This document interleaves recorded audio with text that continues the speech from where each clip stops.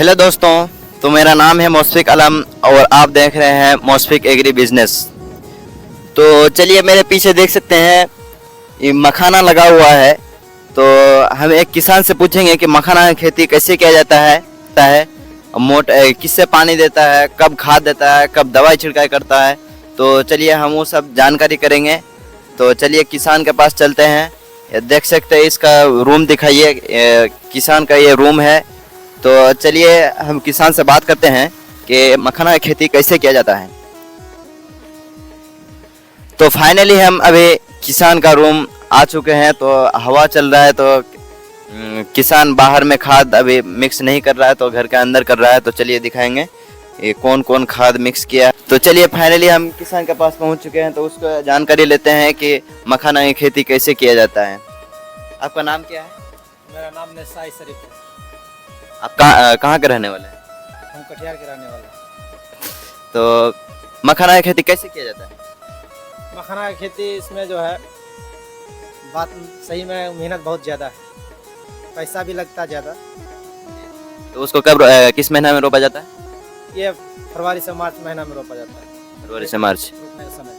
अच्छा, इसमें स्प्रे भी करना पड़ता है क्या? हाँ, कम से कम 4 स्प्रे करना पड़ता है। 4 स्प्रे। उसके बाद कितना भी दिन अगर में कीड़ा उड़ा लगता है, गलवा का शिकायत आता है तो एक्स्ट्रा भी लगता है। तो कितना दिन बाद लगता है? और नॉर्मली स्प्रे यही 10 से 15 रोज में करना पड़ता है। 10 से 15 रोज में। बेहतर फसल दे इसलिए। अच्छा, उसमें क्या क्या दवाई देते हैं? उसमें विटामिन जहर यही सब दवा देते हैं। जहर कौन सा देते हैं? जहर अभी तो कम फूल फल आया है, इसलिए जो फूल देख रहे हैं। फूल तो देख रहे हैं, बहुत मतलब आया हुआ। तो उसमें पहले डाले थे ब्लैक डायमंड, सिपेन और 19 जो विटामिन है वो लिक्विड डालते हैं, जहर। अच्छा, तो देख रहे हैं मखाना अंदर में हो चुका है, तो क्या घास निकालना पड़ता है? वो अंदर में रहता है? नहीं, निकलना पड़ता है। निकालना पड़ता है, एक भी घास नहीं रहना चाहिए। नहीं, वो कोशिश तो पूरा रहता है जो घास नहीं रहना चाहिए खेत में। तो आप 15 दिन के बाद जो है स्प्रे करना पड़ता है, ठीक है। उसके बाद फिर खाद भी दिया जाता है। देख रहे हैं खाद मिक्स किया। हाँ, ये जरूरी नहीं है 15 रोज। जो शुरुआती जो है तो खेत जो अभी घुसने लायक नहीं है, इसलिए कि जो हम 10 से 15 रोज में स्प्रे कर चुके हैं। अभी 1 महीना से 2-4 रोज ज़्यादा ही होगा, ठीक है। तो कम से कम 2 स्प्रे कर चुके हैं।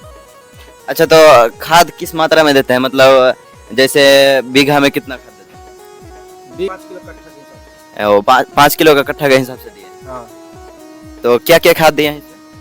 इसमें पहले हम तो ऐसे रोपे थे, डीएपी और थायमेट देके। थायमेट किस लिए देते हैं? जो नीचे में कीड़ा उड़ा रहता है। अच्छा, मखाना में भी कीड़ा लगता है? हाँ, जो अगर रोपने के बाद पानी साफ नहीं होगा तो फसल जो हमारा, इसलिए हम जो जहर डालते हैं।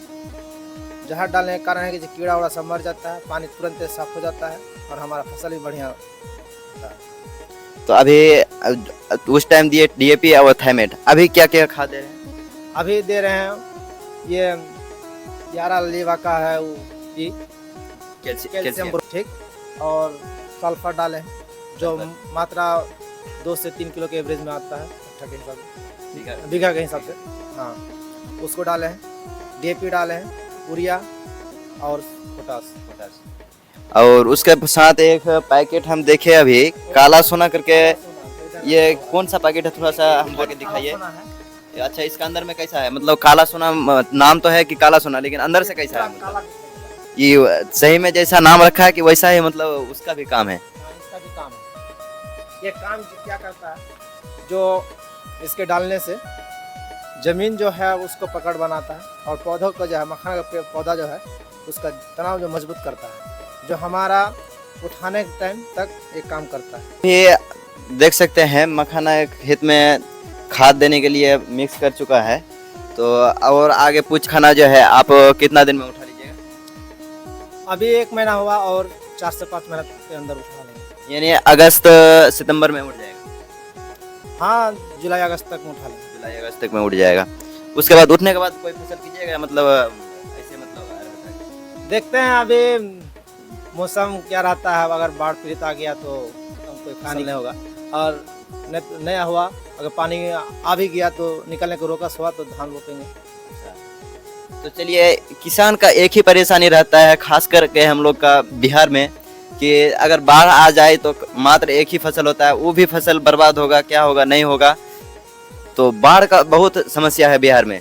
तो किसान से बोलेंगे कि आप क्या कहना चाहेंगे सरकार को कि ये बाढ़ पीड़ित जो आता है इतना मतलब नुकसान होता है बिहार में, तो इसके लिए कुछ कहना चाहेंगे आप? हाँ, देखिए, ये बाढ़ पीड़ित वाला तो ये प्राकृतिक आपदा है, जी और हम सरकार से यही कहना चाहते हैं कि जैसे कि वो तो प्राकृतिक आपदा हो, आ भी सकता नहीं आ भी सकता है। तो सरकार से मेरा अपील यही होगा कि हर किसान जो है, छोटे हो या बड़े हो, जो खेती करते हैं, उसको अगर उसका फसल नुकसान होता है तो उसका मुआवजा मिलना जरूरी है। चलिए, किसान का हम और एक ठो मतलब हम भी खेती करते हैं मखाना का, ऐसा बात नहीं है हम भी नहीं करते हैं, लेकिन किसान का एक ठो बहुत परेशानी है, जो मखाना के खेत में घास हो जाता है उसको निकालने में बहुत मजदूर लगता है। तो अभी किसान से उससे भी पूछेंगे कि उसका घास मारने का, मखाना खेत में घास मारने का दवाई अभी तक आया है या नहीं आया है, क्या संभावना है, उसके हम जानकारी लेंगे। तो क्या मखाना खेत में जो घास हो जाता है उसका अभी तक दवाई आया है, जो मतलब दवाई मार दिया तो घास खत्म हो गया, साफ हो गया, जैसे मकई खेत में मारा जाता है वो लोडिस? नहीं, मखाना में नहीं आया है। नहीं आया। नहीं आया। तो कितना दिन में आ जाएगा लमसम ये, मतलब कोई जानकारी, दुकान में जाते हैं खाद लेने तो बोलता होगा कि हाँ मतलब इतना दिन में आ सकता है? नहीं, इसका कोई जानकारी नहीं। इसका कोई जानकारी? हाँ, आर में अगर घास होता है हाँ। तो आर वाला मार सकते हैं, उसका दवा है। ये क्या दवा है उसमें? वो ग्रोमेक्स है, और उसके में हल्का मात्रा में नमक देके स्प्रे कर दीजिए, वो घास पूरा मतलब उसमें खत्म हो जाएगा। तो चलिए देख सकते हैं, मतलब घास मारने का अभी तक दवाई नहीं आया। लमसम हम लोग का बिहार में 20 से 25 साल पहले से मतलब मखाना की खेती किया जाता है, लेकिन अभी तक घास मारने का दवाई नहीं आया है। तो चलिए, अगर मेरा वीडियो आप लोग तक पहुँचे तो मखाना खेत में घास मारने का दवाई जल्द से जल्द जितना हो सके वो निकालिए, क्योंकि किसान को बहुत ही मजदूर में पैसा लगता है। तो ये था मेरा मॉस्फिक एग्री बिजनेस, जहाँ हम लाते हैं खेती से हर छोटी बड़ी जानकारी।